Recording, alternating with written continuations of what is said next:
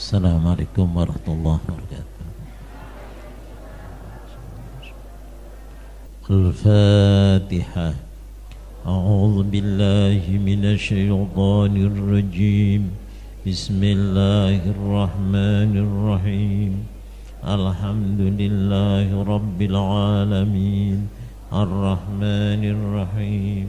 Maliki yaumiddin. إياك نعبد وإياك نستعين اهدنا الصراط المستقيم صراط الذين أنعمت عليهم غير المغضوب عليهم ولا الضالين. Ini perlu diketahui setelah seorang mendapatkan kepercayaan, memperoleh penghormatan, memperoleh kebahagiaan. Ini biasanya orang yang peroleh kenikmatan, kebahagiaan tidak lepas dari orang yang iri, tidak lepas dari orang yang dengki. Ya. Seperti apa yang disampaikan, kullu dzi ni'matin maksud. Semua orang yang memperoleh kenikmatan, yang mempunyai kenikmatan itu diiri. Ya. Jadi karenanya setelah berbicara bahwa untuk memperoleh kepercayaan kita mesti meninggalkan dusta, khianat, kemudian egois dan sebagainya.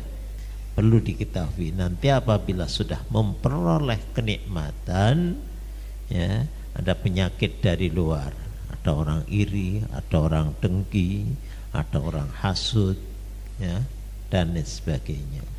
Nah, namun perlu diketahui bahwa orang yang dengki dan iri itu orang yang berjiwa kecil, bukan berjiwa besar. Kalau orang berjiwa besar, kenapa kita ngiri berhasilan orang lain? Kalau kita ingin berhasil seperti orang-orang yang berhasil, kita ikuti jejaknya, ya. Itu namanya orang berjiwa besar. Si A sukses, saya juga ingin sukses, sama-sama manusia. Ngapain si A kok bisa sukses, saya tidak bisa sukses? Nah, ini tidak usah kita lalu mendengki kepada orang yang sukses, tinggal ikuti jejaknya, ya. Sebab siapa orang yang mengikuti jejaknya orang berhasil, insya Allah dia juga akan berhasil. Itu artinya bahwa sifat dengki itu, ya, sifatnya orang yang berjiwa kecil, sifatnya orang yang tidak punya kemauan yang kuat, ya.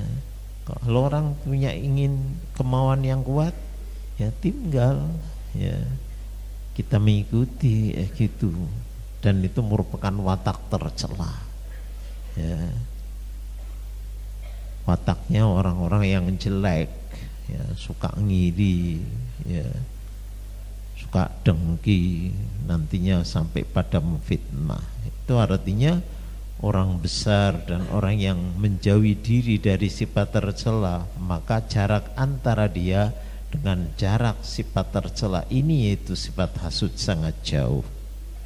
Karenanya ungkapan yang sangat terkenal, al-hasud la yasud, pendengki tidak akan bisa menguasai. Pendengki, ya, kalaupun andai kata sementara dia berhasil, tapi enggak lama keberhasilannya itu. Nah, ini kalimat ini sekalipun, ya, sangat singkat namun padat tentang arti. Jadi pendengki ini biasanya selalu sesak napas, sesak dada, ya, sempit perangainya, goncang pikirannya. Karena apa? Ya, manusia di dunia ini jelas ada yang senang, ada yang susah, ada yang memperoleh kedudukan tinggi, ada yang tidak memperoleh kedudukan tinggi, ada yang kaya, ada yang miskin. Ini sudah sunnatullah, aturan Allah Ta'ala di bumi ini, di dunia ini seperti itu. Pendengki itu seolah-olah tidak boleh melihat ada orang lain senang, ya. Tidak boleh ada orang lain punya kedudukan. Nah, padahal itu mesti ada. Nah kalau saja ada orang punya kedudukan, dia ngiri, dia dengki. Kalau demikian hidupnya kacau terus, ya. Hidupnya akan goncang terus, ya. Kata orang Jawa, ya, wong sing pendengki ku ya paling kok mati ke aku. Soalnya iri ora berhasil, ya, tiwas kesel, ya, tiwas jengkel, tapi wong sing dijengkeli tetep ono terus, dia mati ke aku. Ini orang-orang pendengki gitu. Bapak orang seneng, orang bahagia, orang berhasil itu selalu ada di dunia.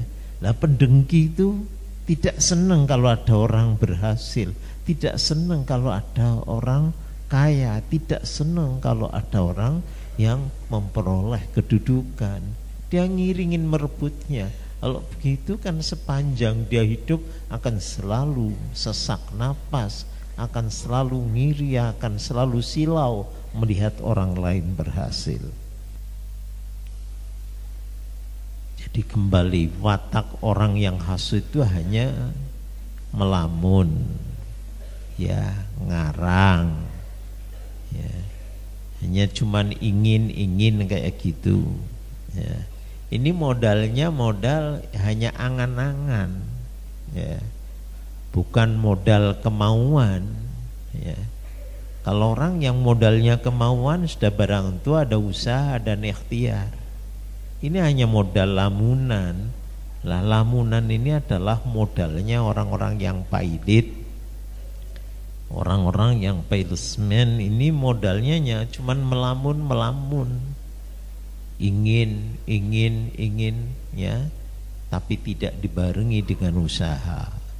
Lah kalau orang tidak punya kemauan, tidak punya jiwa besar, tidak punya sifat watak mulia, bagaimana mungkin bisa memperoleh kedudukan yang terpuji atau bisa sampai kepada kenikmatan orang yang diiri? Dia dengan lamunan yang rendah itu tidak mungkin akan bisa memindahkan kenikmatan yang telah Allah Ta'ala berikan kepada seorang, lalu dengan lamunan akan bisa pindah padanya, ya. Jadi taruhlah sekarang ini, ya, dongeng mainnya lampu Aladin itu ya hanya dongeng cerita, ya.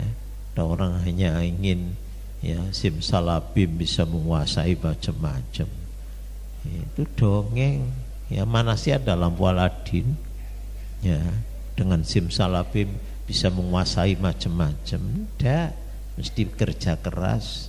Bagaimana mungkin dia akan merampas kedudukan orang lain, kemudian kedudukan diserahkan kepadanya hanya dengan cara melamun tanpa ada ikhtiar dan usaha.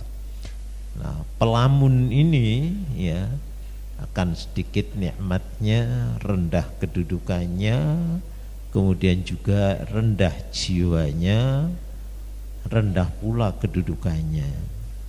Bagaimana mungkin orang yang hanya sekedar melamun, ya, kalau berharap bisa saja ini melamun lah, katakan, ya. Kalau harapan ada usaha, ya. Orang yang dengan melamun bisa menguasai, ya, tampuk kepemimpinan, ataupun ia akan ada di tengah-tengah kekuasaan. Tidak mungkin, demi Tuhan Ka'bah, kata pengarang. Demi Allah tidak mungkin orang hanya dengan sekedar lamunan dapat menguasai, ya. Jadi istilahnya ngarep-ngarep ndok blorok ya ora mungkin no, jadi wong Jawa mung sekedar ngarep-ngarep ndok blorok ya. Ini untuk membedakan orang yang berjiwa kecil dan berjiwa besar. Kalau al-hasud itu berjiwa kecil, ya, kemudian sesak nafsu, beda dengan orang yang berjiwa besar. Manakala ia melihat orang lain sukses, orang lain terpuji, orang lain memperoleh kedudukan yang disenangi, maka tidak terbetik di dalam jiwanya untuk melakukan sifat dengki, ya, merongrong kedudukannya ataupun menggeser, ya, kedudukannya. tidak terbetik dalam hatinya seperti itu. Lalu apa? Dia belajar dan belajar. Kenapa si A berhasil? Kenapa si A sukses? Ya, ini mengadakan penelitian atas keberhasilan orang-orang yang berhasil. Ya, melihat katakan bagaimana si A bisa sukses itu. Lalu dia mencoba, ya, berusaha dengan sekuat tenaga seperti apa yang telah diperoleh oleh orang lain. Bahkan kalau dia memang orang yang jiwanya lebih besar lagi, ya, dia belum puas kalau belum peroleh lebih tinggi daripada apa yang diperoleh orang lain dengan cara yang sangat baik, ya. Jadi dengan cara yang sehat. Ini Bung Karno pernah menulis dalam bukunya itu Di Bawah Bendera Revolusi. Dia menceritakan, ya, tentang orang yang berjiwa besar, katakan, sehingga dia cita-citanya besar sekali, ya. Jadi kayak Indonesia sebagai negara mercusuar, katakan, dia kalau melihat negara-negara lain berhasil, kenapa? Ya, kalau negara lain bisa berhasil, apakah kita tidak berhasil? Ini, ya, saya kira adalah, katakan, ya, dari sifat Soekarno yang termasuk terpuji, kalaupun tidak semua sifatnya baik, tapi ada sifat terpujinya, terutama sekali dia itu punya keinginan yang besar, ingin katakan Indonesia ini, ya, setingkat, paling tidak itu setingkat, kalau bisa lebih tinggi dari negara-negara yang lain.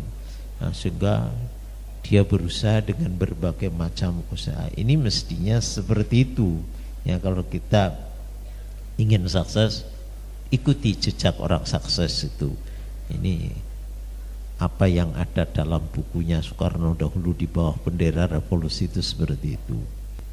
Jadi kalau tadi dikatakan orang yang berjiwa besar, ya, selalu berusaha berkarya untuk memperoleh seperti apa yang diperoleh ataupun lebih tinggi dari yang diperoleh orang lain, beda kalau orang yang jiwa kecil, rendah jiwanya, ini justru harus selalu mengharap kenikmatan yang sudah diperoleh orang lain. Taruhlah saja si A sudah dapat jodoh wanita yang cantik, ya, kemudian juga pinter, lalu dia ingin merebut istri orang lain. Jelas kalau orang seperti itu orang berjiwa kecil, ya. Tapi kalau orang berjiwa besar, kenapa sih aku bisa memperoleh istri yang pandai, yang cantik, saja, ya, dia yang setia, dia harus berusaha beroleh. Gimana saya supaya bisa memperoleh wanita lain? Di dunia wanita tidak cuma dia, masih banyak lagi, banyak yang lebih cantik, lebih baik daripada dia. Saya akan harus memperoleh yang lebih baik. Itu kalau orang yang berjiwa besar, ya. Kenapa sih aku berhasil seperti itu, ya? Nah, ini lalu dia berusaha, ya, berkarya untuk memperoleh apa yang melebihi diperoleh orang lain. Bukan lalu dia katakan menghasut, mendengki, merebut kenikmatan yang ada di tangan orang lain. Ini perbedaan antara dua perangai. Wallahu a'lam. Al-Fatihah. A'udzubillahi minasyaitonirrajim. Bismillahirrahmanirrahim.